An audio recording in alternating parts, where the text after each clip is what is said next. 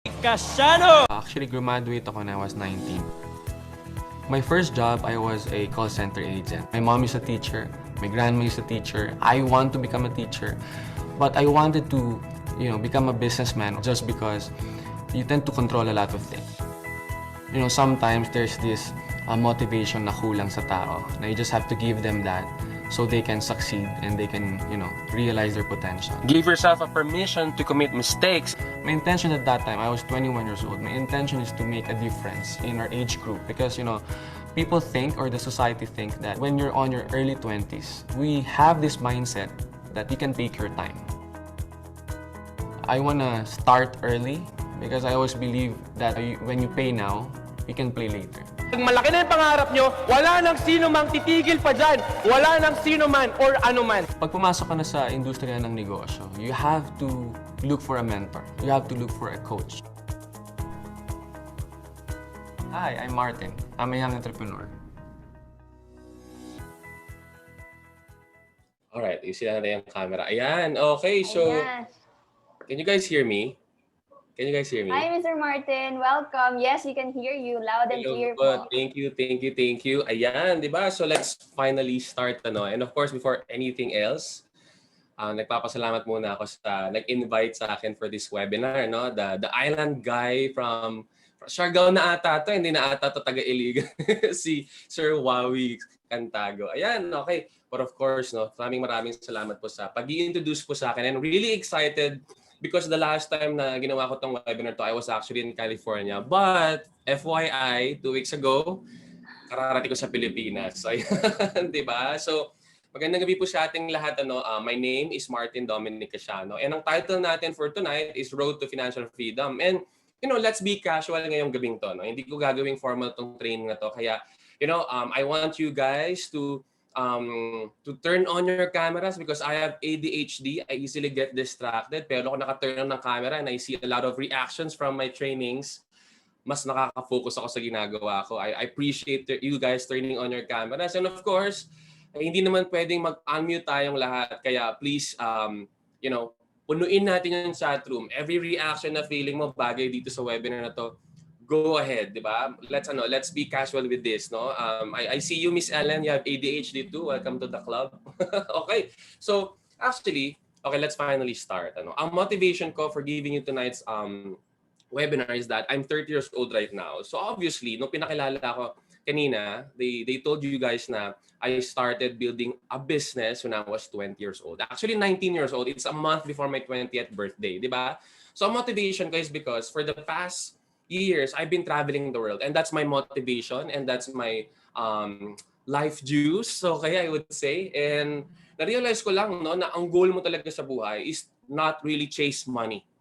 Ang goal talaga natin is to build time freedom para sa sarili natin. But, in the pursuit, di ba, of chasing money, in the pursuit of chasing time freedom, involved talaga dyan, yung kailangan mo munang ma-establish yung pera mo. Do you guys agree with me?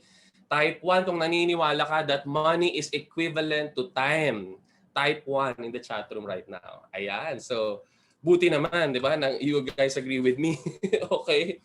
So, ibig sabihin, every time na you spend your time sa mga ganitong klase ng webinar, imagine nyo, congratulations guys kasi majority of the people right now, nanonood sila ng mga palabas sa ganitong oras. Kapuso mo, Jessica Soho, nagmo-Mobile Legends, o kaya nakababad sa TikTok. Actually, may issues ako sa TikTok eh. Hindi ko alam kung paano mo titigilan ng TikTok once na tinurn on mo na siya. So, congratulations to you guys is because here you are, you're spending Saturday night to be, to be learning ng mga ganitong bagay. Ayan, di ba? Pasensya na ako, medyo nahihirapan ako magsalita kasi tumatama yung dila ko sa ngipin ko for some reason. But, yes, so magpapakilala po ako. I'm Martin Dominic Casiano. And itong photo na to, this is very significant to me because that was the time na I was launched as a social media brand ambassador of a company. And ang goal ko right now is to maximize the internet for you to earn money. Especially during the pandemic, lahat tayo na stuck sa bahay. And as I see you here right now sa webinar, nakita ko na medyo maayos talaga yung mga cameras ninyo. Magaganda yung mga internet connections ninyo. And what's the good news in there? Kaya mong kumita ng pera. Okay? So, By the way, very special sa akin ang group na nag-invite sa akin dito because I was invited sa CDO at saka sa Iligan several times. You know, I'm from Baguio City, up north, no? So this is, you guys are the total opposite of where I came from, ano? And yan, isa sa mga yan yung mga, some of the photos, no? And you know, that's my passion. I go around the Philippines and sometimes sa ibang bansa, no? Para to talk about financial freedom. And you know, when you talk about financial freedom, ang goal natin dito is, you know, to talk about my knowledge about it. And disclaimer, I'm not an expert, of course, but, you know, since I was 20 years old, I've been attending a lot of financial freedom seminars and marami akong mentors and coaches sa ginagawa ko. Okay? So when you say financial freedom is a term generally used to describe the state of having, guys, sufficient, okay, sufficient personal wealth to live without having to work actively. So, you know, tanong ko lang, kapag ikaw ba ay mayaman, you're earning, let's say, 5 million profit every single month, pero wala kang oras sa pamilya mo, ang tawag ba doon ay financial freedom? Kapag ikaw ay kumikita ng, let's say, you're a flight attendant for a very good company and you're earning probably around 120,000 to 200,000 per month, but hindi mo ma-entertain yung ibang passion mo sa buhay. Ang tanong ba doon, is that a financial freedom? You get that? Or you know, you're earning, let's say, 50,000 pesos per month. Pero, say, tataasan ko yan. Let's say, 100,000. Kasi mahal ang bilihin ngayon eh. Let's say, 100,000 per month. Hindi siya ganoon kalaki sa previous kong binanggit. Pero, ang ginagawa mo lang, every gising mo is dumidiretso ka sa surfing board mo, tapos tatalon ka na sa dagat, walang pressure na may boss na naghihintay sa'yo, walang pressure na may schedule kang sinusunod. Yun ba yung financial freedom? So, you know, it's a very curious question and ang goal ko right now is matapos tayo lahat dito na nakangiti kayo na, you know what, I'm gonna chase after financial freedom. You guys agree with me? Ayan, di ba? Magkakapatid tayo dito. Huwag mo isipin na, ano ba naman to? Ito na naman yung mga tao nagmamagaling about money, about these kinds of things, di ba? Hindi po, as in, kung kilala nyo lang ako, marami akong nakocommit na mistakes, di ba, sa buhay. Meron akong napahamak na 1 million peso credit card in the past sa pagbibuild ng business and whatnot. Every time na nagta-transition ako between the Philippines and the US where I'm currently based at, nagsistruggle din talaga ako na either mag-keep ng money or mag-budget. So in short, hindi ako insurance. hindi ako magbebenta ng insurance or hindi ko ituturo sa inyo kung paano mag-save ng money. Ang goal ko is to talk about the realities of today para mag-gets ninyo kung ano ba yung pinupunto ko. Okay? Baka naman kasi mamaya pag in-add nyo ako sa Instagram, humihiram na kayo ng pera sa akin. Ano ka ba? Try na trabaho ko din yung ano na yan, yung pera na yan, di ba? But again, our goal here is financial freedom. So, of course, the first question, and I want you guys to be involved sa webinar na to. Kung ako sa'yo, iwanan mo muna lahat ng ginagawa mo and focus on this webinar, di ba? Bukas mo na banlawan yung nilalabhan mo. Bukas na kasi wala nang araw ngayon, babaho yan, di ba? Wag mo na ituloy yung niluluto mo, okay? Kasi mabilis lang naman ako. So, you know, my first question is, how do you feel about your income right now? Diba? So, eto na. Nako, nagsimula na naman tayo sa tanong na yan. Anong pakiramdam ko sa income? Let's not talk about that. Okay, so ipupush ko tong topic na to. No? Number one, I am happy with my income. Masaya ako sa income ko. Lord, alam mo naman, basta kung ano ibigay mo sa akin, masaya ako, yung mga ganong drama. Okay, that's number one. Okay, number two, it covers my needs but not my wants and dreams. Ayan, di ba? So, yes, 32% tax. And number three, I wish I had the bigger income. So, I'm curious right now. So, go ahead and put in the number that you feel like it represents your income at the moment. Tingnan ko kung ano yung common na situation natin. Huwag ka mahiya kung number one ka. Hello. I'll follow you on Instagram kung number one ka and make sure. Gusto ko talaga ng mga friends na I'm happy with my income. Ganyan, di ba? Okay, so I see a lot of threes. I see a lot of twos, di ba?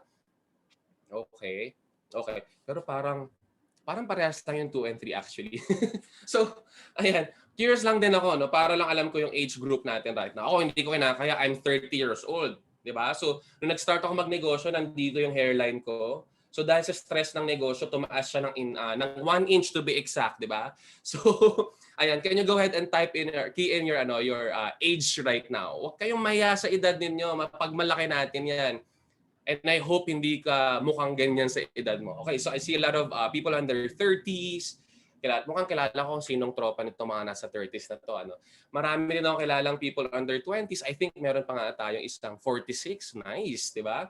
46 yet they're very thirsty na sa learning and growth. Grabe, yan yung mga idol ko sa buhay. So turning 29 this year, malapit ka na mag-30, enjoyin mo na yan. So basically, when you talk about economic lifespan, yan yung age group natin kung saan you have the capability to maximize your time para kumita ng pera.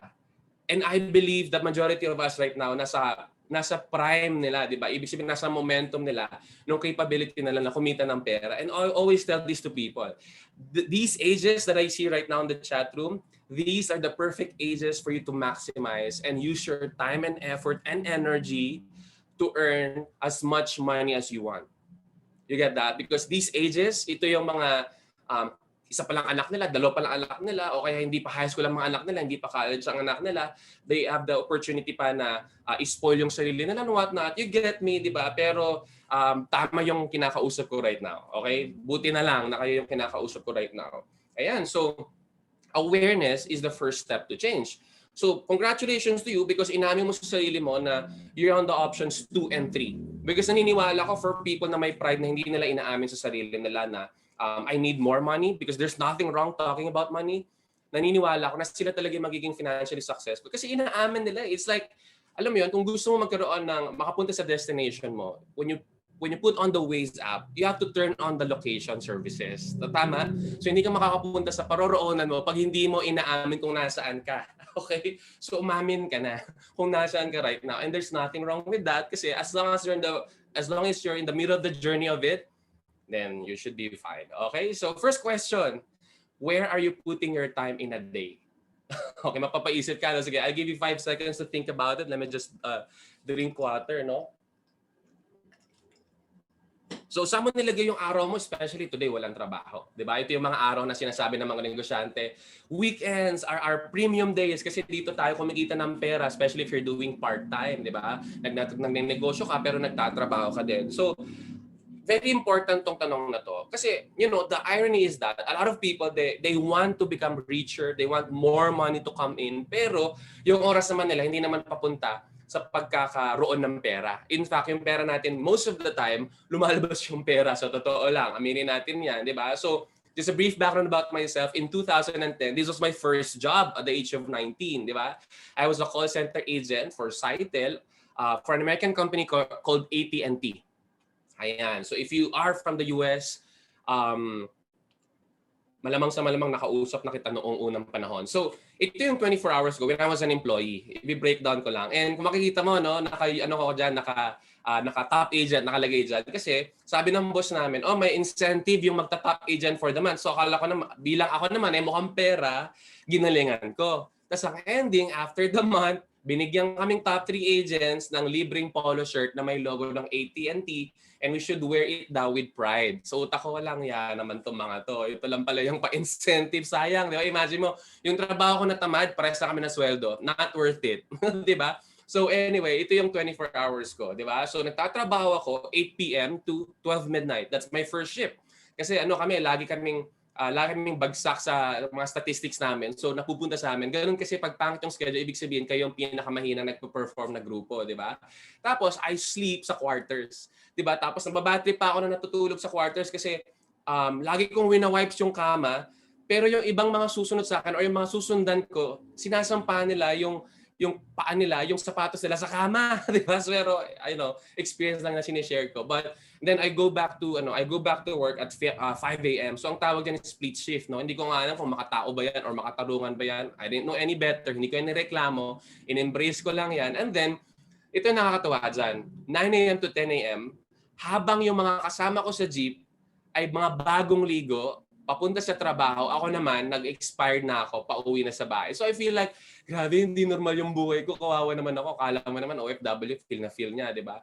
Tapos, by lunchtime, ang ginagawa ko para maantok ako is busugin ko yung sarili ko. Sino nakaka-relate dyan? Yung para antokin, binubusog yung sarili. Keep it up, guys. You guys are doing it right. Joke lang, no? Yan yung mga nasa-stroke ng maaga, di ba? So, and then I sleep. Okay, I sleep 1 p.m. to 5 p.m. and then I prepare and commute for work between 6 p.m. to 8 p.m. Itong time naman na to, ako naman yung bagong ligo, yung mga kasamay, yung mga nakakasalubong ko naman sa paradahan ng jeep, ano naman to, mga pauwi na sa bahay. So ako naman naiinggit na ako diyan. Okay, naiinggit naman ako niyan kasi parang sana all pauwi na sa bahay. Alam mo yun, kasi gabi na, tapos alam mo naman sa Baguio, napakalamig, hindi nakakainganyo magtrabaho na malamig, di ba? So, this is my 24 hours and I want you to look at it just because, at that time, I was financially struggling. Pero alam ko sa sarili ko na masipag ako. Alam ko sa sarili ko na masipag ako. And maybe a lot of you here nakaka-relate sa sinasabi ko na, oo nga, alam ko na masipag ako, pero bakit hindi ako kumikita na mas malaki sa kinikita ko? At that time, because I was in Baguio City, okay, minimum wage earner. I was just earning probably around 10 to 13,000 kung graveyard shift ako buong buwan. 10 to 13,000 pesos. 'Di ba? So, yes, 4 hours lang ang tulog ko kasi pag 19 years old ka, ayaw mong natutulog, 'di ba? Parang ewan ko kung bakit, 'di ba? Because I have ADHD. 'Di ba yung ibang tao excited matulog? Trivia, I'm 30 years old right now. Na kinakabahan ako matulog kasi bored na bored ako. Parang shucks, matutulog na naman. Bored na bored ako natutulog, 'di ba? Kaya madaling araw gumigising araw-araw. Kaya hindi ako nagkakaroon ng problema sa anong tawag dito? Sa jet lag. Kararating ko lang sa Pilipinas at naka-adjust ako agad kasi magaling ako gumising. Ayoko natutulog talaga. So, yung mga mahilig matulog diyan, pag namatay tayo, marami tayong tulog. Saka ka na matulog. Joke lang. Biro lang yung mga sinasabi ko. Anyway, yung second question naman, what are your goals in life? So yes, iset aside natin yung nangyayaring realidad sa buhay mo right now. But don't forget that there's still plenty of time to get your goals in life. So you have to be aware and you have to be specific kung ano ba yung goals mo sa buhay. So let's say, when I was 19 years old, I definitely wanted to build a house for myself. Diba? Kasi syempre, lalo na kung sumali ka sa homebodies, no? Parang pag wala kang budget, wag ka na lang sumali doon. Araw-araw lang sumasama yung loob mo. Parang, saan ba nagkukuha ng pera tong mga taong to? Ano ba itong mga anak ba ng mayor ba to? Anak ba ng congressman? Bakit wala kang budget? Alam mo yun, parang habang nagtatayuan ng mansion, yung mga tao sa homebodies, ikaw, hinihintay mo lang yung binili mong pampabango ng ref sa Lazada. Yun lang yung hinihintay mo, di ba? So, pero in fairness, alam mo, nung nag-start ako sa homebodies, nung naging involved ako sa homebodies, na-realize ko lang, ang daming mayaman sa Pilipinas, no? In fairness, ano? So, alam mo yon, parang, pero that's good news actually. Good news yun, kasi ibig sabihin lang noon, if you are living in the same country, you definitely have the same opportunity with them. So, think of it positively. Tapos alam mo itong to buy a car, actually, ito yung priority ko noong time na yon. Kasi sabi ko nga sa sarili ko, sino ba ang nai-excite mag-jeep araw-araw o kaya mag-tricycle araw-araw? Kasi nung punta ako ng CDO, kailangan kong pumunta sa isang restaurant. Hindi naman wala naman ng kotse sa CDO kasi bumisita lang ako. Nag-tricycle ako. Eh di ba lagi ang branding ko talaga is laging maayos yung buhok ko. As in, na-stress ako dahil nasira yung buhok ko sa tricycle. Kasi dahil matangkad ako, hindi ako kasa sa loob, doon ako sa likuran ng tricycle driver, di ba? So sino ba na-excite nagko-commute araw-araw, guys? Di ba? So isa yung kotse sa mga pinapangarap natin. Meron ba sa inyo yung pag nandiyan na yung jeep habang hinihintay mo? Shucks, nandiyan na yung jeep. Tapos pagpasok ka sa jeep, good morning guys, good morning. Kamusta kayo? Excited na ba kayo for today? Di ba wala? At so alam mo, isa sa mga advantage na napansin ko sa mga may kotse, hindi nila kailangan maligo para pumunta sa mall. Pag may kotse ka, hindi mo kailangan maligo. Pero pag magko-commute ka, kailangan naliligo ka kasi magko-commute ka, dapat magsimula ka na naligo kasi pagpapawisan ka papunta sa mall, di ba? So yung hindi naligo, hindi naman pagpapawisan, so mukha pa rin naligo pagpasok sa mall, di ba? Binigyan lang kita ng idea kung bakit dapat gustuhin mo magkaroon ng kotse one day. Okay, di ba? And of course, number 3, to have enough income. That's subjective actually. And number 4, ito ano ko talaga to, lalagnatin ako pag di ako nakalabas ng bahay o nakalabas ng kung nasan man ako sa isang buwan, di ba? Hindi pwedeng hindi ako magta-travel just because na-amaze ako sa idea na napakalaki ng mundo at marami kang i-explore. Hindi ko ma-explain kung bakit gusto ko ng traveling. Sa totoo lang, kung hindi lang ako nagta-travel sa past month, siguro nag-post na rin ako ng mansion ko sa homebodies. Kasi ang laki ng ginagastos ko sa pagta-travel. Sa totoo lang, di ba? Ayan. So anyway, and here's my third question. how much of your daily activities are geared towards your goals? So medyo ito na yung part na seryoso na yung topic natin. Ito na yung magiging uncomfortable kayo kasi nagigilty kayo sa mga pinaggagawa nyo sa buhay nyo. Ganon talaga. Pagsisisiyan mo dapat yan. Mas maganda magsisi ka na ngayon kaysa magsisi ka one day, right? But how much of your daily activities are geared towards your goals? Tama? Yung ginawa mo today, meron ba doon, how many percent ng ginawa mo today yung nag-create ng pera para sa'yo? Ngayon napaisip ka kasi na-realize mo na hindi ka nag-create ng pera. Nag-create ang ibang tao ng pera sa'yo. Di ba? Naglaro ka ng Mobile Legends, yumaman yung may-ari ng Mobile Legends. Nag-TikTok ka, yumaman yung mga nasa TikTok. Nanood ka na YouTube, yumaman na naman yung mga subscribers dahil subscribers ka nila. Di ba? So, yeah. So, ito yung mindset ko nung nagtatrabaho ako.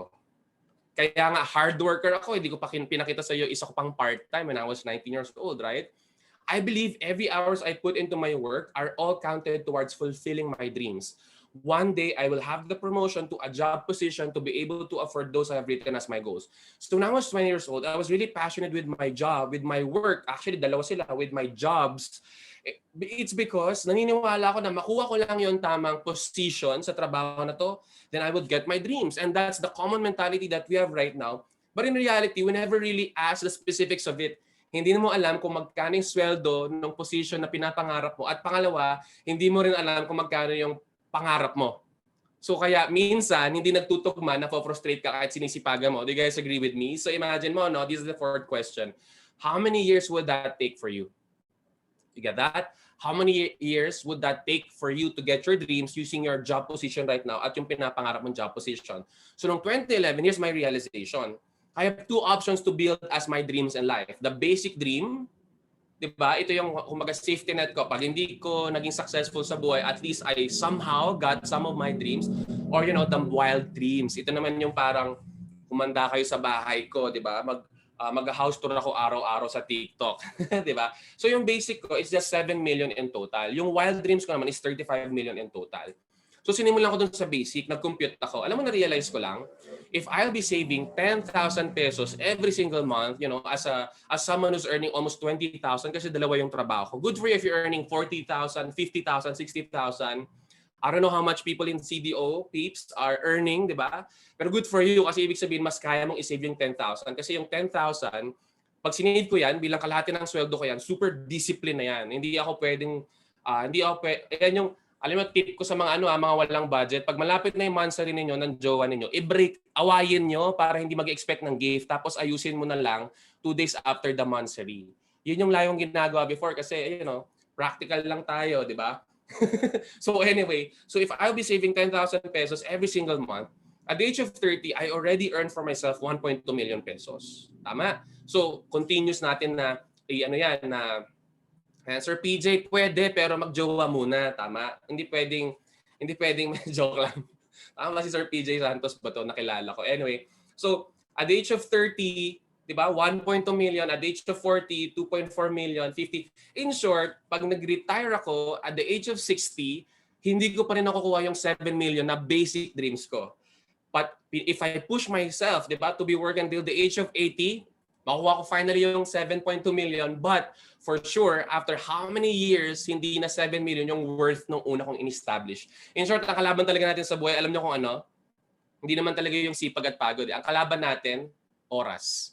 Di ba? At saka 8 years old, nabili mo na yung Mustang mo, baka magpasadya ka ng windshield na may grado. Sa Ford, di ba? Pwede po ba pag bibili ko tong Mustang, pagrado ko yung windshield? O sige sir, upo kayo, test natin kung anong i-grade nyo.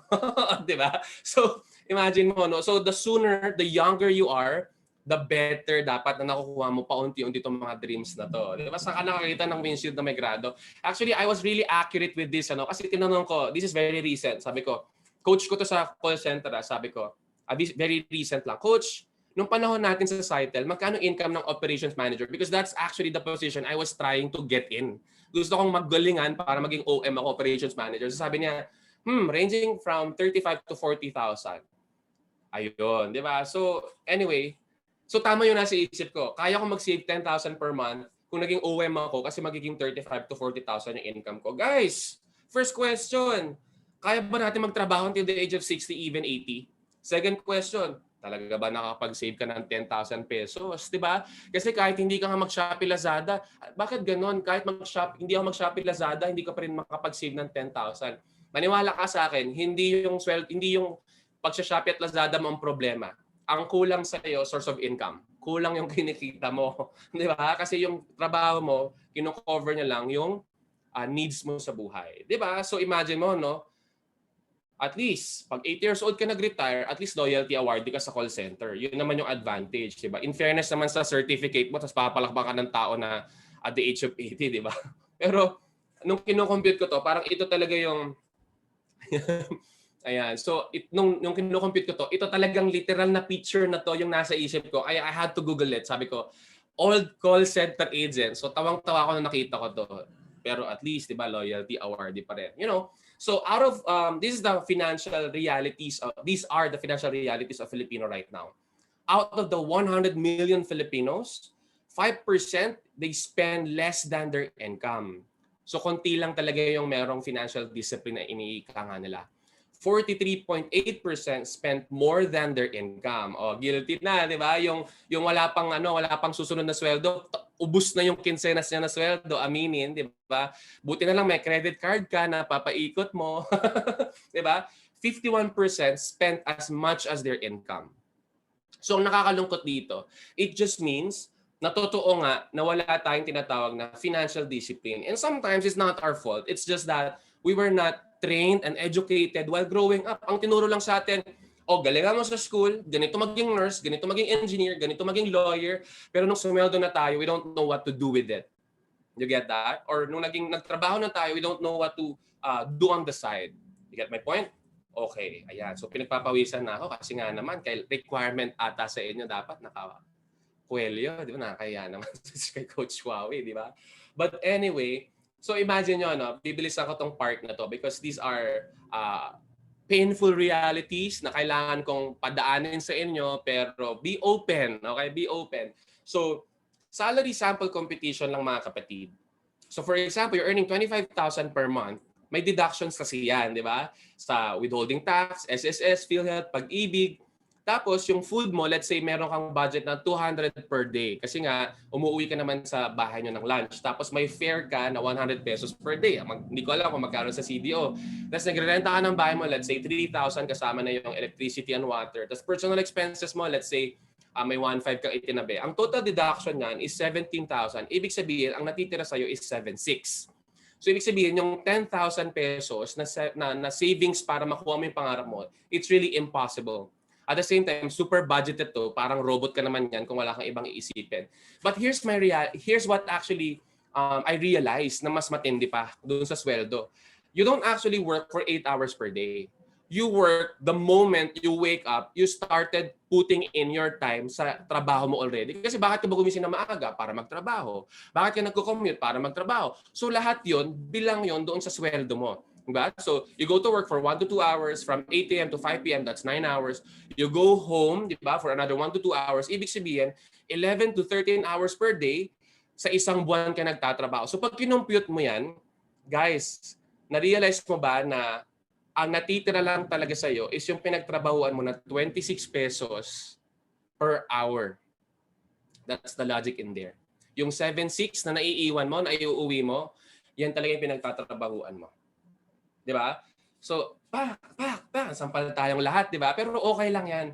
I hate to break it to you, but hindi pwedeng komportable ka. Pero alam mo kung bakit I'm bold with what I'm saying right now is because sometimes pag hindi mo siya napakinggan or hindi mo siya tinanggap na reality, sometimes wala kang gagawin about it. And then you realize one day, after 5 to 10 years, sasabihin mo lang sa sarili mo, alam mo, it's about time to build another income for myself. O di, naubos pa yung oras mo, no? 'Di ba? So, buti na lang, I'm the person, di ba, to tell this to you. Kasi malayo ka naman sa akin, nasa CDO ka, so pag nasaktan man ng loob mo, I'm free.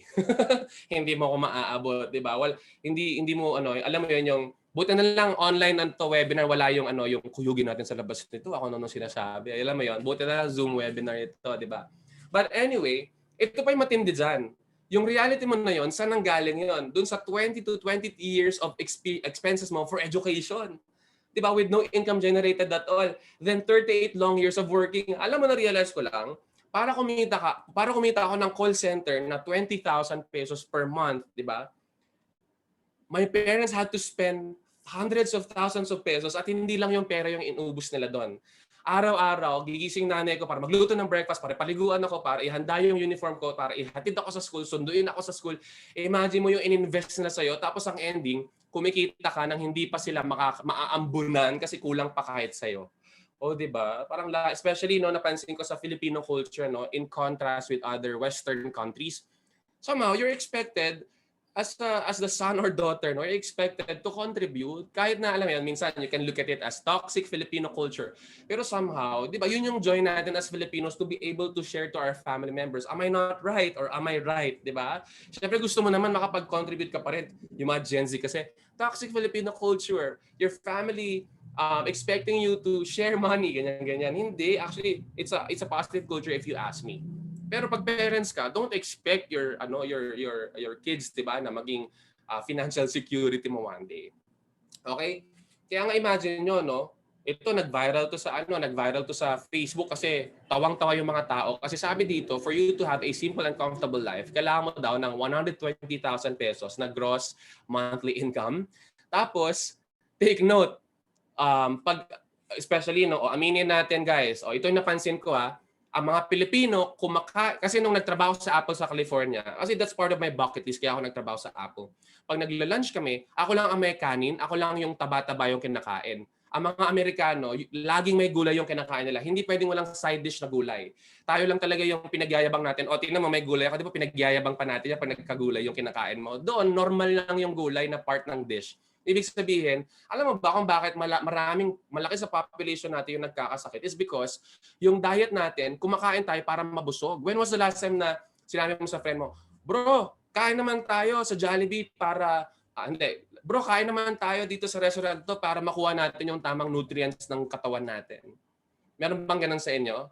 'Di ba? Lagi ang usapan is, bro, kain naman tayo. O, saan ba yung mura at saka masarap?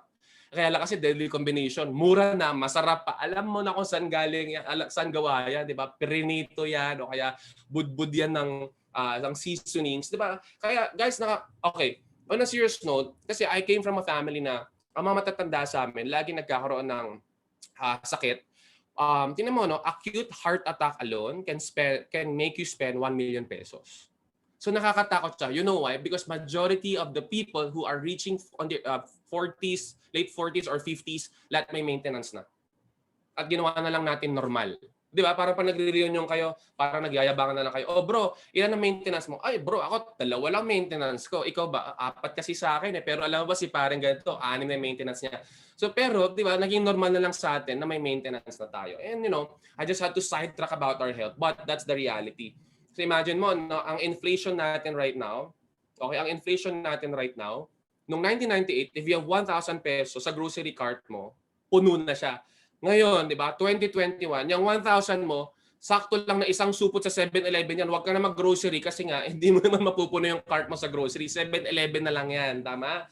Yung pandesal nung bata ako, naalala ko talaga dahil ako bumibili ng pandesal before, piso lang talaga yan per pandesal. Pero nung mas bata daw ako, 2 ang piso.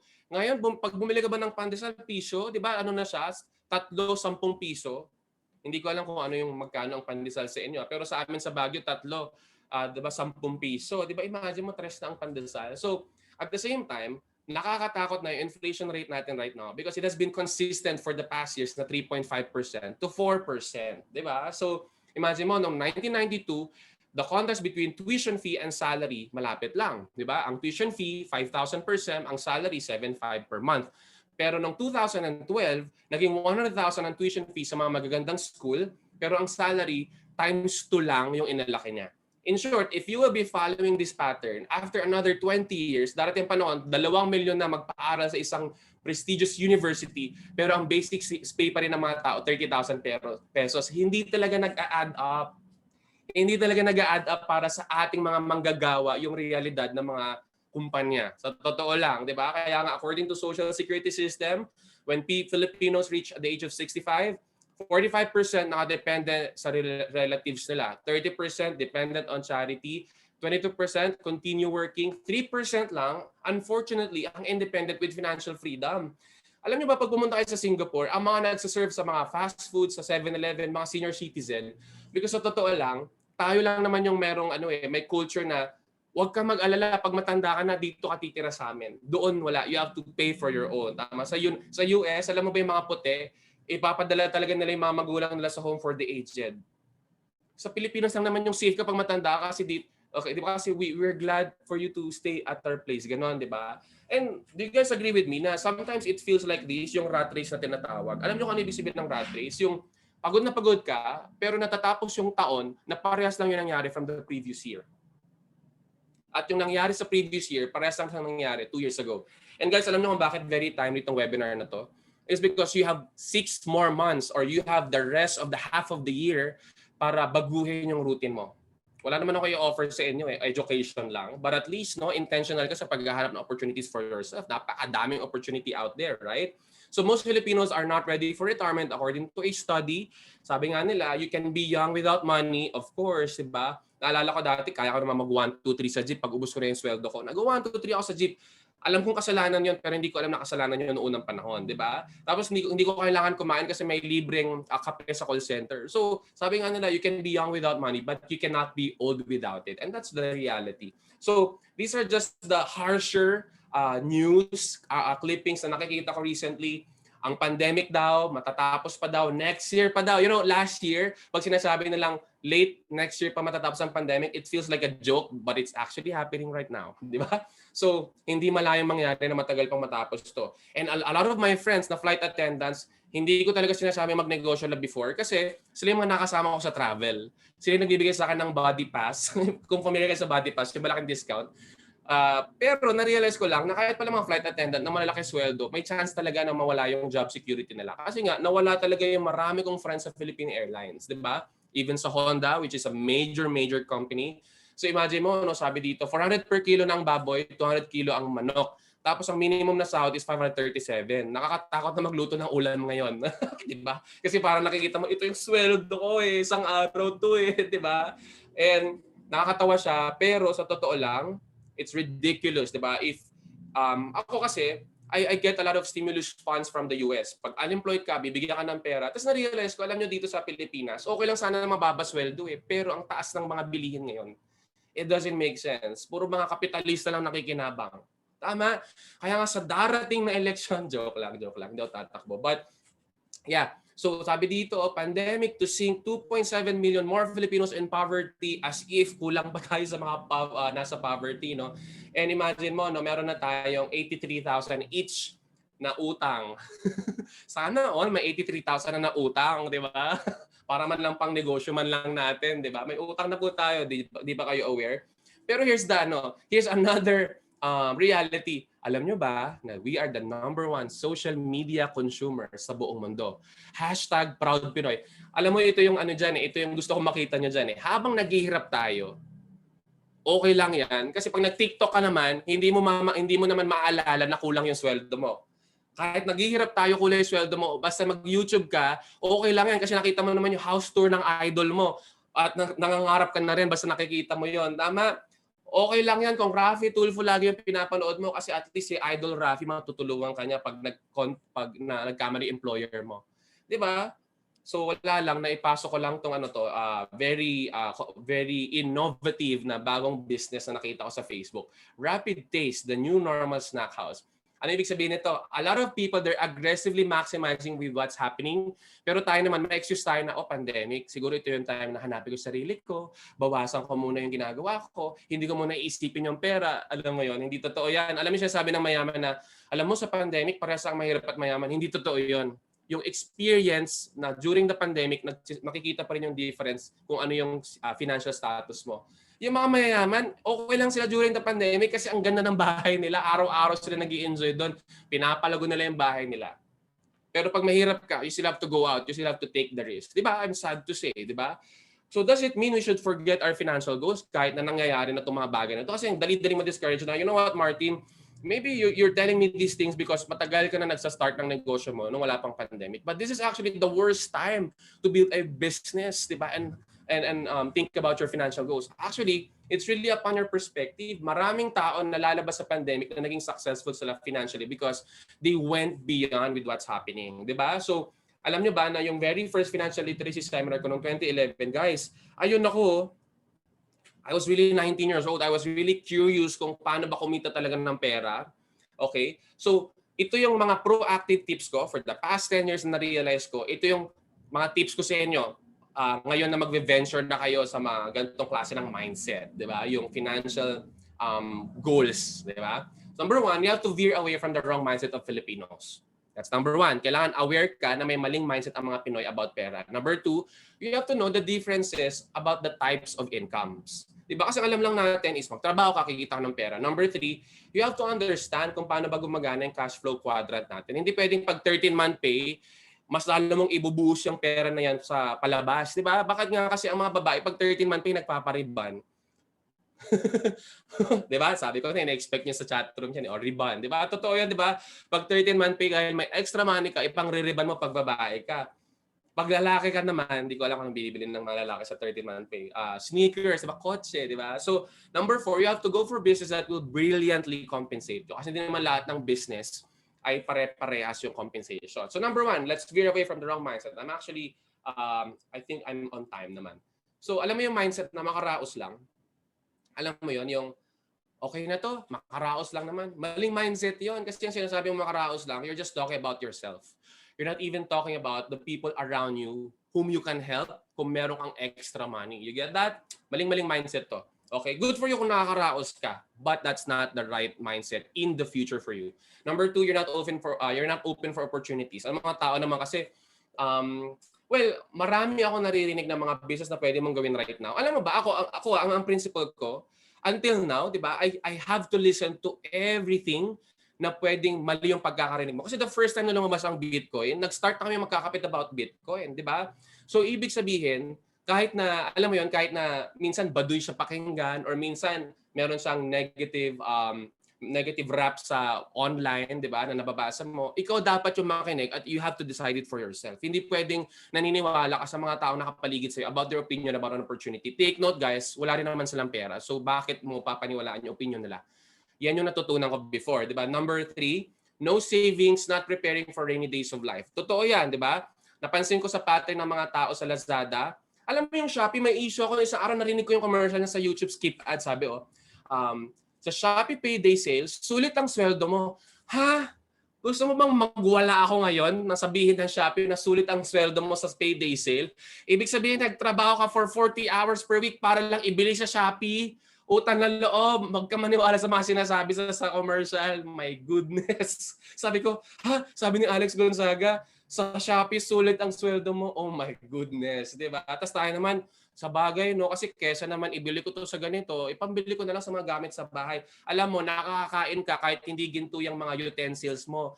Kahit naman walang deodorizer yung refrigerator mo, okay lang naman yung mga pagkain. Huwag ka na nagpapabudol sa homebodies, okay? Number four, alam mo yung victim mentality na, kasi ganito kahirap ang buhay kasi ang daming corrupt na politician eh. O, di ba? Kasi kinurakot, sige, pag-usapan natin yan, talaga ba kinurakot ng mga gobyerno kaya ka mahirap? Bakit? Pag di ba nila kinurakot yan, mapupunta ba yun sa'yo? Di ba? Victim mentality. Alam mo yun, yung mindset na, kasi hindi na tayo yayaman dito kasi tinan mo itong mga matatapobreng mayayaman na to. Hindi nila kasalanan kung ba't sila mayaman, kung bakit negosyo nila yung negosyo nila. Look for opportunities for yourself. Huwag mo isipin na, pinangalak akong ganito eh. Kami yung, di ba, ito joke lang to, don't take this seriously. No? Baka isipin nyo, napaka-elitista naman to. Hindi, no? Rugged ako, jologs ako, no? Di ba? So, buduts, di ba? So, guys, alam mo ba, sabi nila, kapag ang mga mayayaman daw, nagsama-sama, ang tawag daw, social gathering. Ayan, di ba? Pag may hirap daw, nagsama-sama, ang tawag daw, huelga. Laban sa mga elitista, di ba? So, biro ko lang yon. Pero, sometimes kasi okay lang naman yung pag-welga, but you have to make sure na habang nagre-reklamo tayo sa gobyerno natin, you have to make sure na tinutulungan mo talaga yung sarili mo with your own opportunities. Tama? Number 5, alam mo yung lotto mentality. Naku, aaway ko yung tatay ko every day. Kasi nung nasa Amerika ko, araw-araw ako naghahatid sa kanya sa work. Kasi nagtatrabaho siya doon kasi nga malapit na siya mag-retire, pension yung hinahabol niya. So alam mo yun, bago ko siya ihatid sa work, kailangan dadaan muna kami ng 7-Eleven bago siya bumili para bumili siya ng loto. Araw-araw yung sinasabi sa akin sa daan, alam mo yung mga bahay na yan, bilang ko kayo, tig-isa-isa niyan pag nanalo ko sa loto. Sabi ko, Daddy, 3 taon mo na sinasabi yan. Yung pinangloto mo, nakabili na sana yan ng down payment ng mortgage, may bahay na sana tayo. So, there's nothing wrong, don't get me wrong. There's nothing wrong with lotto mentality, pero you have to make sure na hindi mo talaga hindi mo binubuhos yung hope mo dito kasi nakaka-frustrate yan. Sabi nga nila, malas maniwala sa swerte. Oh, 'di ba? Now I said it. Number 6, 'di ba? Relying on one source of income, 'di ba? Porque may trabaho ka ngayon, hindi naman mawawala yung trabaho kasi very in demand yung trabaho ko. And then sticking to traditional means that sticking to traditional businesses, hindi. Sorry. Ako yung nalito talaga sa ginawa ko. Actually, meron pang kasunod yan eh. Diba? So, sticking to traditional means that no longer work. Alam mo yun, parang here's the logic eh. How can you believe na yung ginagawa mo ngayon, yung magbibigay sa'yo ng financial freedom mo, kung for the past 5 years, hindi niya naman binibigay sa'yo? Because sabi ni Albert Einstein, that's what you call as insanity. Doing the same things all over again, repeatedly, expecting for a different result every single time. Tama. It's like, nagre-reklamo ka araw-araw dun sa baon mo. Ano ba yan? Peanut butter sandwich na naman yung baon ko. Pero sinong gumawa ng peanut butter sandwich sa bahay? Ikaw din. O, di ba? Surprise, surprise. Nagulat ka pa, right? So, anyway, I just have to tell you, bakit kaya mga Filipinos, they're not keen on building their own businesses? Bakit ayaw natin magnegosyo or ayaw natin magkaroon ng side income, side hustle, part-time? Bakit ubus na ubus yung oras natin para sa mga ganitong klase opportunities? Okay, before ko sagutin yan, alam nyo ba na number 1, okay, the top 10 richest the top 10 richest people in the Philippines, isa lang talaga yung masasabi mong Pinoy talaga dyan, si Manny Villar. In a cultural level, the rest are either European or Chinese. Tama? Imagine mo, no? Itong mga to ang mga mayayaman sa sarili natin lupa, hindi tayo. Alam mo kung bakit? Kasi, tingnan mo okay, baka may ma-offend, but again, I have to be bold with what I'm going to tell you. Ang educational system, ang gumawa niyan, ang mga negosyante para may trabahador sila sa factory nila during the industrial age.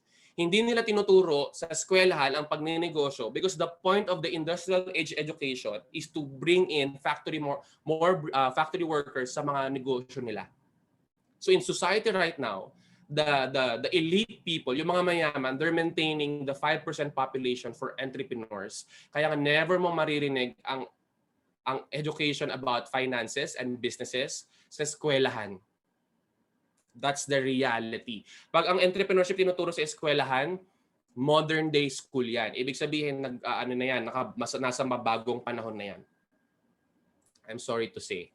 Kaya nga pansin mo, the mere fact na Manny Villar is the only Filipino guy na nakapasok dito, may problema pa sa atin. Ito pa matindi, ang branding ni Manny Villar, sa sipag at tiyaga, aasenso din tayo. Di ba kung naalala nyo nung tumakbo si Manny Villar na senator, yung vote for the champ, di ba? Yung T, Tanyada, E, Enrile. Naalala niyo ba yung commercial na yon nung tumatakbo si Manny Villar?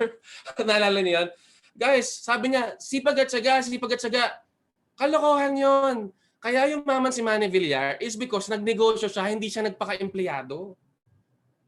You get my point? Kahit ibigay mo yung sipag at tiyaga mo sa pagiging empleyado, kulang na kulang talaga yan. At okay, alam niyo kung bakit ako naging negosyante at I never went for my career which is a nurse. There's nothing wrong with that. That's a very noble profession. I admire people. But the more I teach nurses how to become entrepreneurs, you know why? Kasi imagine mo, ang mga yumayaman dyan, yung may-ari ng ospital. Kahit sabihin mo, nurses are there to serve humanity. Yes, but the owners of the hospitals don't even think about your welfare. Ang isipin lang nila, basta na ipapasok nyo yung profit sa company, I'll pay you with this amount, then my business is good. So I don't like that mentality. I want to earn my own money. I don't want to work for anyone else but myself. You get that? I'm sorry kung medyo harsh yung mga sinasabi ko, but that's the reality. Feel free to go out of this Zoom meeting right now kasi maybe magkaiba tayo ng perspective and that's fine, di ba? Kaya may mali tayong mentality sa Pilipinas. Okay, manonood, sasali ako sa PBB para yumaman ako. Ganun yung mentality natin. Ang mentality natin, huwag kang magnegosyo, sumali ka na lang sa PBB. Tama? O kaya, alam mo yun, yung 3 generations ng education natin, nung unang panahon, yung current at saka nangyayari ngayon. I mean, nung unang panahon, nung panahon natin at saka yung current, kahit online na tayo, you will never hear about financial education. In fact, 'di ba? In fact, okay, tinuruan kami ng high school paano gumawa ng ano ba, bakit may congrats sa chat room na distract ako. Congrats in advance, Sir JV. Bakit sa halibas siya ng PBB? Ayan, so, di ba, nung high school kami, tinuruan kami ng longganisa, gumawa ng longganisa. Pero hanggang doon lang, hindi tinuro sa'yo kung paano mo i-market yung longganisa, paano ka mangangapital ng longganisa, paano mo i-dodoblehin yung kita mo sa longganisa. You get my point? Yun yung problema sa financial education natin. In fact, in fairness naman, bakit nga naman ituturo ng teacher, sila nga rin mismo nagsistruggle din naman sa pera. You get that? So, yun yung problema sa educational system. I think, pag naging politician ako, yan yung isa kong uunahin. Pero I don't think magiging politician ako, di ba? So anyway, tapos yung mga tao, hindi, sa totoo lang, diretso yung nakita. Wala talaga akong oras magnegosyo kahit bilangin mo pa yung oras ko. Pero, willing ka mag-commute ng 2 to 3 hours.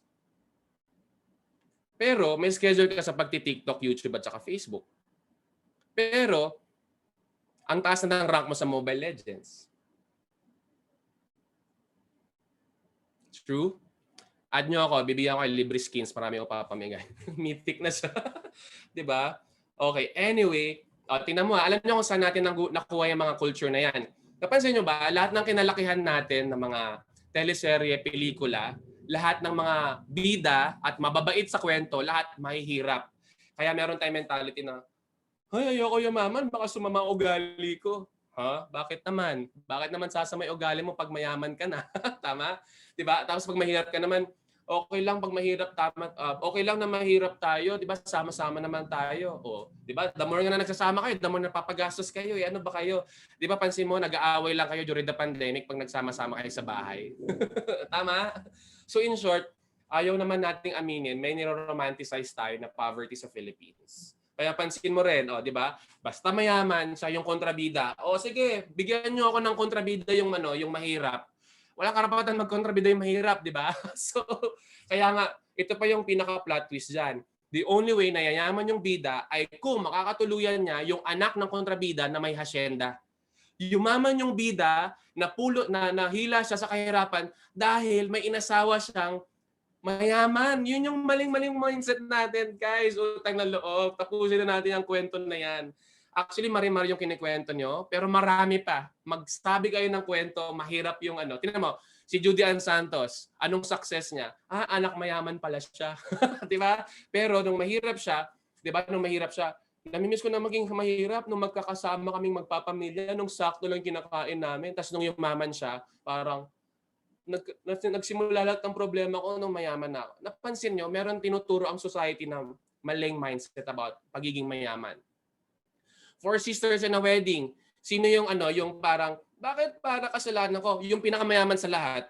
Porque siya yung pinakamayaman sa lahat, dapat siya yung mayabang, dapat siya yung may kasalanan sa lahat ng nangyaring problema sa pamilya. You get my point? Kaya nga aminin natin, mali rin ang tingin mo sa friend mong mayaman. Basta may yumaman kang friend, ano kayang illegal na ginagawa niya? Aminin natin, ganyan tayo mag-isip. Tama? O kaya pag may mayaman kang friend, ang yabang naman ito, wala naman siya ginagawa sa'yo. Nag-post lang siya ng kotse niya kasi proud siya kasi nakabili siya ng kotse. Siguro networking ito. Di ba? So imagine mo, buti nga yung networker, nagpupuyat siya, nagpe-present sa coffee shop. Ikaw nag-Mobile Legends, tapos yung nagka-kotse siya, ikaw pa yung, ang yabang naman nito. May mali tayong mindset about it. I'm sorry, pero ako na magsasabi sa inyo na may mali talaga tayong attitude about it. Kaya nga guys, just to prove my point, if you go to YouTube right now, may mga videos naman talaga na magtuturo kung paano ka magpalago ng pera. Pero nakakalungkot kasi hindi umaabot ng 10,000 yung mga kahit mag-isang taon na. Pero yung problema ng ibang tao, gustong-gusto nating napapakinggan. It would reach as high as 17 million views. My goodness. Guys, alam nyo ba, dahil yung tatay ko, he uses my YouTube account sa TV namin sa States. So dito sa Pilipinas, nakikita ko yung mga pinapanood niya. Puro Rafi Tulfo yung nandun sa suggestion videos ko. Tapos, alam mo yun, uploaded 5 hours ago, 1 million views. Sabi ko, ano ba meron dito sa Rafi Tulfo? Tapos nung pinanood ko, in fairness, interesting talaga yung nangyayari. No? Yung away ng ibang tao, pinoproblema mo din. Tapos after mo manood, ang init na ng ulo mo. Diba? Magbabasa ka sa comment section, walang utang na loob yung babaeng yan, hindi daw naniniwala sa mga pinagsasabi niya. Aba, may opinion pa siya, 'di ba? Na-stress pa siya, 'di ba, sa problema ng ibang tao. So kamusta ka naman? Masaya ka naman ba sa ginagawa mo? Di ba? So, anyway, ito, bibilis ako na lang to kasi patapos na rin naman ako. Di ba? Yung Pinoy parenting, it's deeply rooted sa atin. Hala, ayan na yung police. Kaya minsan, wala naman nakakatakot, takot tayo. Merong business na in-offer sa'yo, di ba? Duwag na duwag ka. Tapos pag tinanong, ano ba yung iniisip mo? Why you're not starting it? Hindi ko alam eh. Hindi kasi ako yung tao nagde-decide agad. Hindi, nasanay ka lang na huwag ka mag-decide agad kasi nakakatakot lahat ng mga bagay-bagay sa buhay. Tama? Okay, kung maikli ang kumot, matutong mamaluktot. Mali, magkakascoliosis ka, masisira likuran mo. Kung maikli ang kumot, mag-ipon ka, magtrabaho ka, magnegosyo ka para may pambili ka ng times 2 na laki ng kumot para hindi mo kailangan mamaluktot. Para saan yung pamamaluktot? Anong ikauunlad ng buhay mo pag namamaluktot ka? Tama? Number 3, kahit mahirap tayo, importante sama-sama. Hindi, mahirap kami dati. Lagi kami nag-aaway-aaway pag nasa bahay lang kami. Tama? Kasi may init ang ulo ng mga tao sa bahay. Ikaw, Martin, nagko-computer ka na naman. Wala kang mang pambayad sa kuryente. Nagka-call center ka, wala kang ambag. O, di ba? So, huwag ka maniwala dyan, di ba? Number 4, hindi ako nagtatayo ng pera. Kaya ikaw ngayon, di ba, yung pera mo nakaganyan sa'yo. Di ba? Meron ka nakikitang pwede mong simulan ng maliit na negosyo, ayaw mong ilabas kasi pinalaki ka na. Hindi ako nagtatayo ng pera. Guys, alam mo mga Chinese, alam mo binibigyan nila sa mga anak nila, o ito 1,000, palaguhin mo yan. Kasi pwede ka magtain ng pera. Minsan pa nga, ang goal mo sa buhay pag Chinese ka, diarrhea of money. 'Di ba? Pag Pilipino, hindi ako nagtatayo ng pera. Ano akala mo sa akin? ATM. Ganon tayo, 'di ba? Ito pa, nasabi ko na, ano akala mo sa akin? ATM? Mag-nursing ka para makatulong ka sa pamilya. Anong mapapala mo dyan sa fine arts? Guys, alam mo ba, punong-puno ako ng tattoo kasi I consider myself as an artist. Pero nakapasa ako ng UP Fine Arts, pero pinag-nurse ako ng nanay ko kasi gusto niya daw mag-nurse ako sa abroad para daw kumita kami ng mas malaking pera. Imagine mo 'yon, mag-nurse ako abroad, 'di ba? And dami ko napahamak ng student nurse ako eh.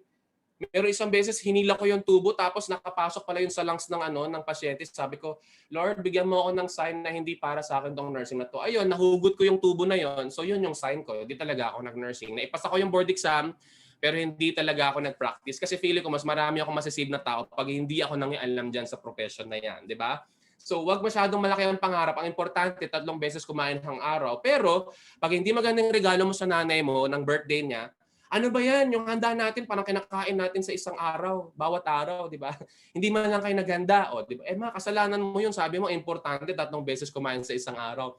Ito pa, alam mo ba, when I was about to venture into a business, yung nanay ko OFW sa China, siya talaga yung motivation ko bakit ako nag-business. Pero sabi niya sa akin, anak, papunta ka pa lang, pabalik na ako. Yan yung sinabi niya sa akin. Alam mo, sabi ko sa kanya dahil pasaway ako, Ma, bakit ka kasi bumalik? Papunta ka na nga eh. Ano ba ang problema mo? Bakit ka bumabalik? Papunta ka na nga eh. Diba? So anyway, imbes na pagin mo yan, mag-focus ka sa trabaho mo. So alam mo, narinig ko lahat yan.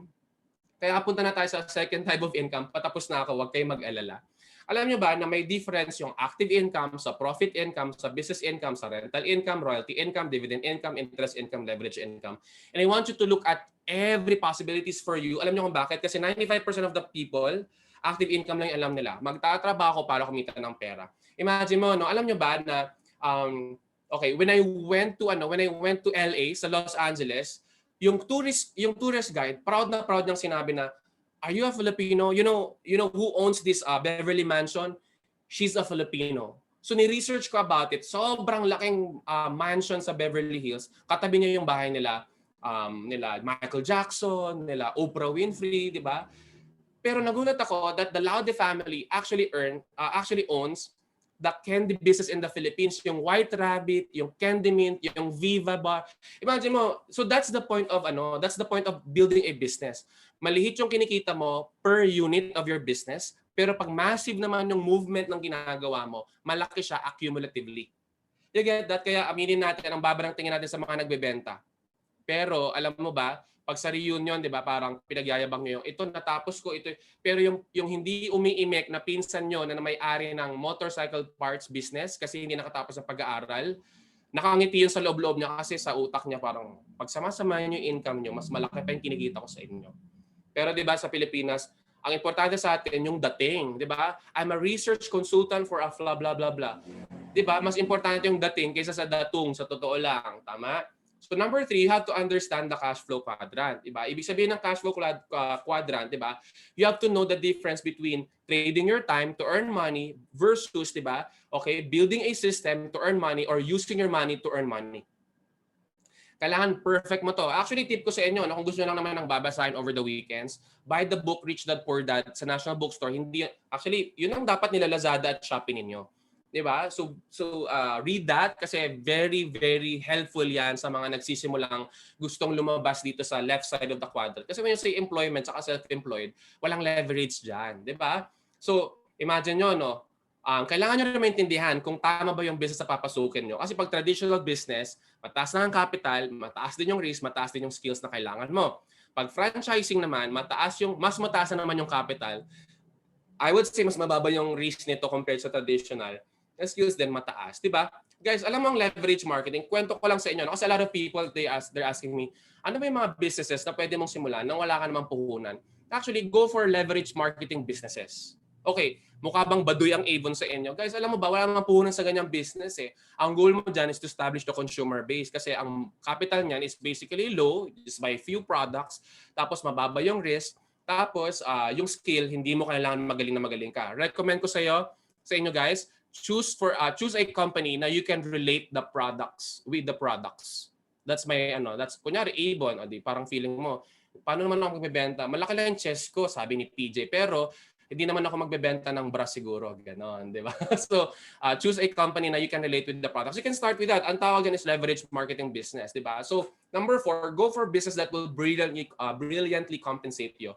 What are the 4 main principles to look for in a business? Number 1, dapat may huge expanding market. Dapat lumalaki siya constantly. Number 2, dapat yung products na involvement mo ng business mo, consumable, na uubos, na uulit yung repeat orders. Number 3 is may timing and trend dapat yan. And number 4, dapat hindi nawawala yung leverage concept niya. Sabi nga ni Bill Gates, if your business is not on the internet, then your business will be out of business. I am proud to say that I've never worked a day in my life because I have my internet marketing business. Diba? As long as I have internet connection, I can earn money from it. And that's the power of system leverage. Alam nyo ba tong batang to, I think ang pangalan to si Hey Ryan. He's a top income earner in YouTube, and he uses his YouTube channel to leverage himself. Kasi that's what you call as leverage, di ba? Isa yung upload niya, basically isa lang yung in-effort niya, but millions of people will watch that and advertisers will pay him. Ang tawag dyan leverage. Ito, isa pang realization guys. Airbnb, walang sariling bahay yan. Shopee, walang sariling produkto. Lazada is the same. Uber, walang sariling kotse. But they have the platform and they're connecting the customer to the suppliers. And that's basically how my business works. I'm in a dropshipping business. So guys, imagine mo, no, nagigets nyo ba? The reason why internet marketing business is very essential right now, kasi hindi mo kailangan ng puhunan. Ang kailangan mo lang bumili ka ng produkto, you connect the customer to your platform. Okay, so imagine mo, no, sabi ko nga, for the past 10 years, as long as my internet connection with me, as long as my devices with me, I can literally earn money, diba? So the power of system leverage and the internet platform has given me the life that I've dreamt of. I am my own boss and I work only for myself. This is the future, di ba? So, imagine mo, alam mo ba, when I turned 30 years old last year, na-realize ko na more than anything else, ang na-build kong asset dito sa negosyo ko, hindi naman talaga yung pera. Actually, it's the time freedom. Kasi napaka-valuable ng oras kung mailalagay mo siya sa mga bagay na you're passionate about, di ba? So, guys, ito, trivia lang. These are my recent travel, no? Update ko lang kayo. Siguro probably 2 to 3 months ago to. And my girlfriend is actually an entrepreneur as well. Di na ako namili ng empleyado kasi syempre wala siyang oras para sa akin. Ang inaasawa niya yung trabaho niya, di ba? So, alam niyo ba, we feel privileged kasi pag umuwi kami sa hotel, ayan, basta may internet kami, kumikita kami ng pera.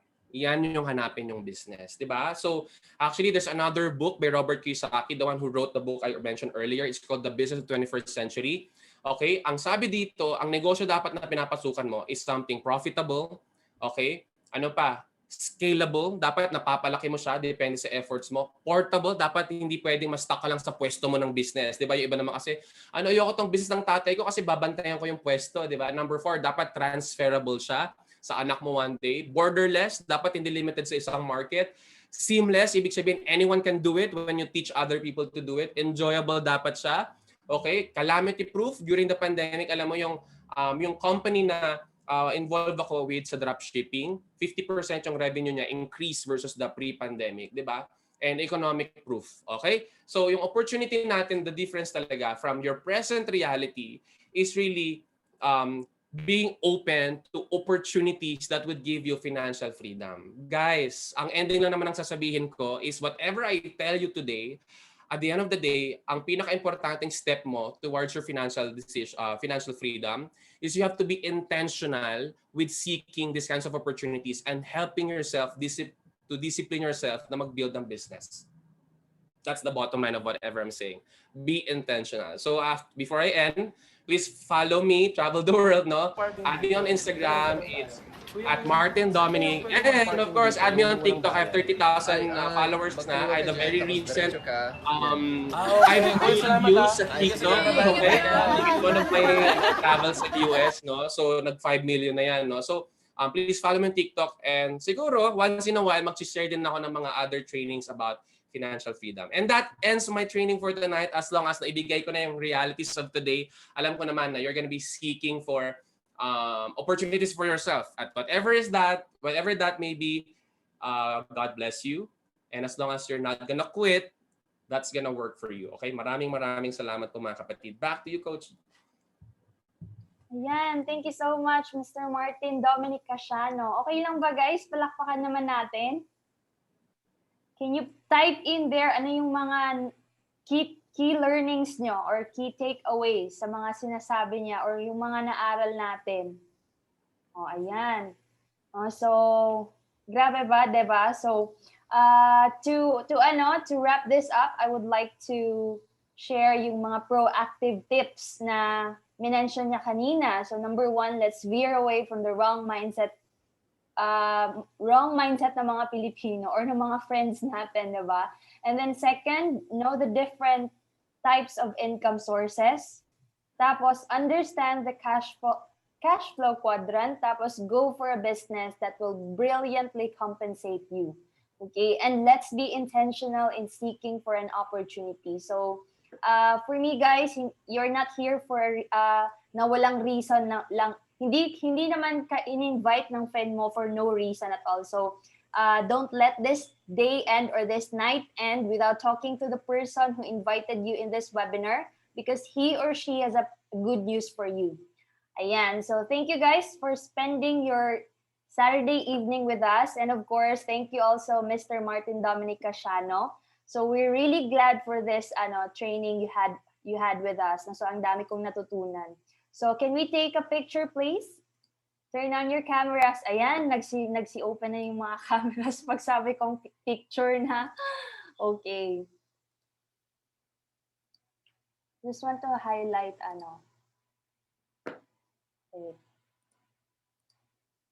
Ayan.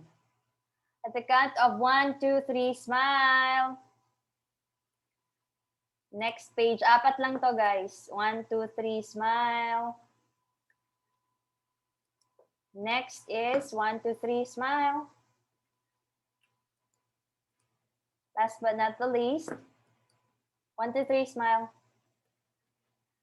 Ayan. So thank you so much guys for your time and of course, Mr. Martin, salamat. Maraming salamat po and welcome back to the Philippines. So talk to the person who invited you guys, no? So yung friend mo, so if they're doing the drop shipping business, I'm sure you're all curious, so talk to them straight away. So thank you and have a wonderful evening. God bless. By the way, guys, before we'll end, after this event, same Zoom ID number, meron na pong nakaatang na presenter. For those guests who are really excited to know kung ano ang dropshipping business namin, so you can tune in or pwede kayong mag-remain sa ID number to or sa room na ito for the presentation. All right? So, yun lang po. God bless everyone.